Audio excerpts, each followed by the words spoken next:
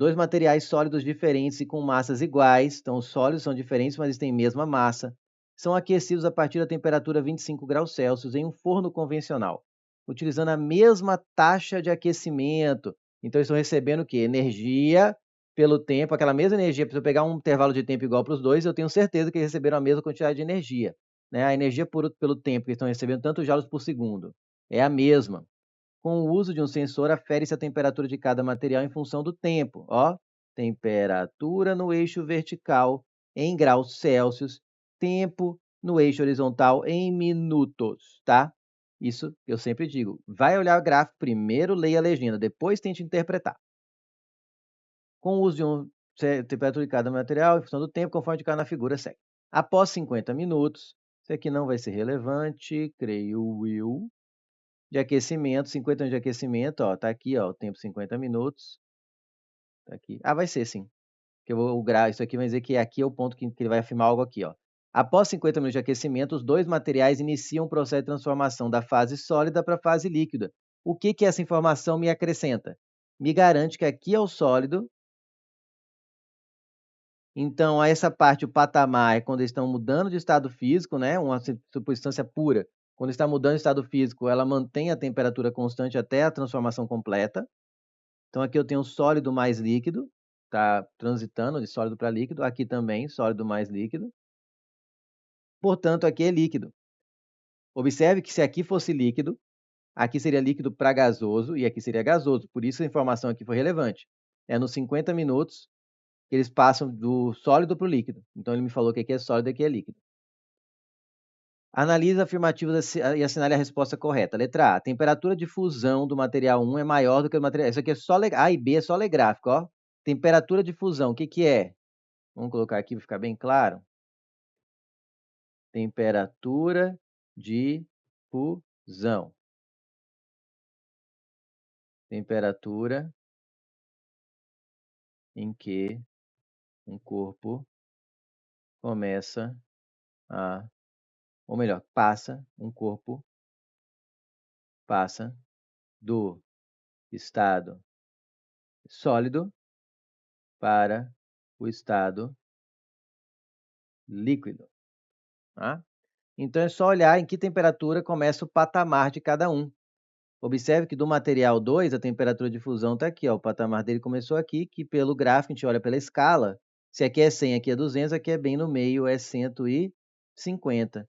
Já o material 1, ele começa aqui, o ponto de fusão dele é a água, né? 100 graus Celsius, pode ser a água, 100 graus Celsius. Então, o ponto de fusão do material 1 é 100, do material 2 é 150, então do 1 é menor do que o material 2. Então, está errado. A temperatura de fusão do material 2 é igual à do material 1. Já viu que não, a do material 2 é maior.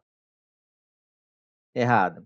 Agora aqui que você tem que tomar mais cuidado, é a parte mais interessante, e isso é muito cobrado também, então presta atenção.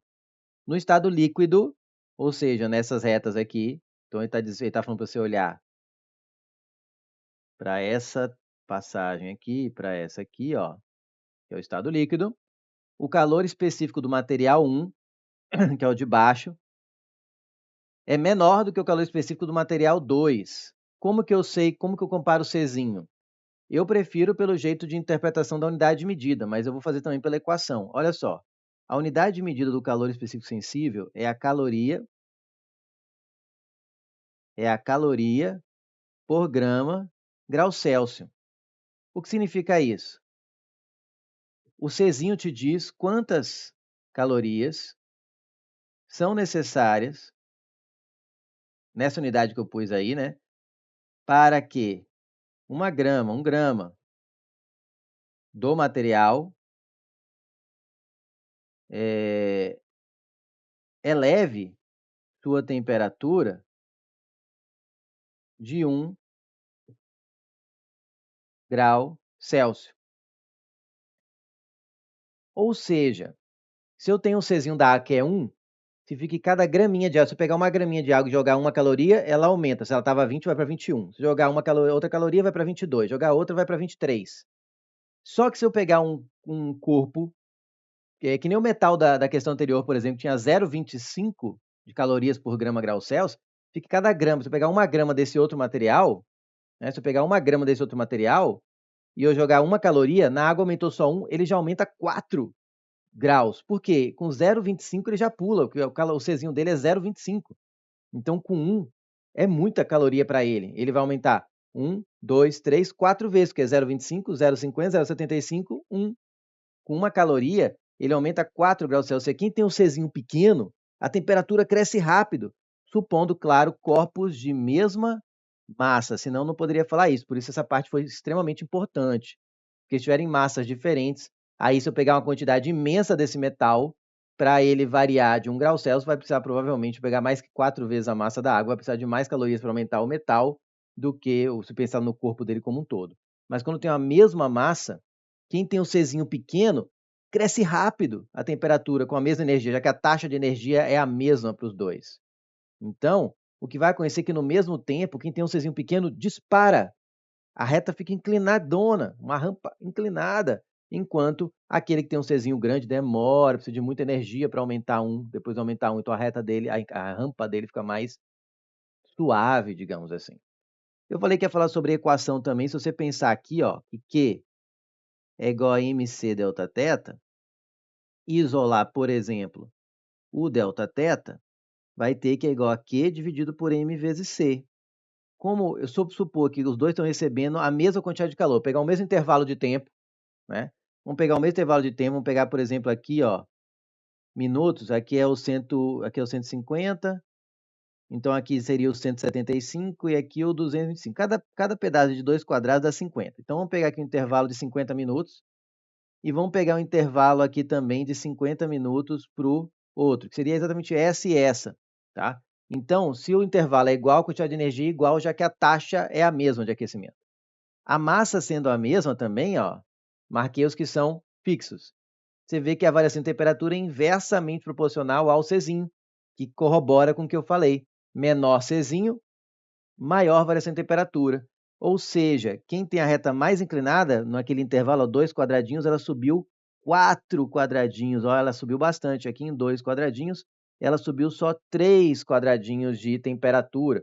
Cada quadradinho vale 50 graus Celsius. Ou seja, o Czinho do material 2 é menorzinho, por isso a temperatura dele dispara. Então, eu vou colocar aqui o Czinho do 2 é o menor. Já esse aqui, como tem uma reta menos inclinada, o Czinho do 1 é maior, tá? E ele fala que no estado líquido, o calor específico do material 1 é menor e o 1 é maior. Para finalizar, no estado sólido, o calor específico do material 1 é maior. Vamos ver, ó, a reta de novo do material 2 é mais íngreme. Portanto, no sólido também o Czinho do 2, lembra que o Czinho varia, né? Da água no líquido é 1, já no gelo é 0,5, então é outro Czinho. Então tem que comparar de novo. Ela é mais íngreme, então o Czinho do material 2 é maior, não maior que 0, é maior, né? Maior que C1. Aqui é menor, né? Coisa errada, foi mal. Não. Peraí, Czinho 2 é menor, então cresce rápido, Czinho 1 é maior. Aqui o Czinho 2 é menor, então ele cresce mais rápido, enquanto o Czinho 1 é maior, por isso ele cresce mais devagar. Pronto. No estado sólido, o calor específico do material 1 é maior. Isso, o Czinho 1 é maior, perfeito, do que o calor específico do material 2. Gabarito, D de dado.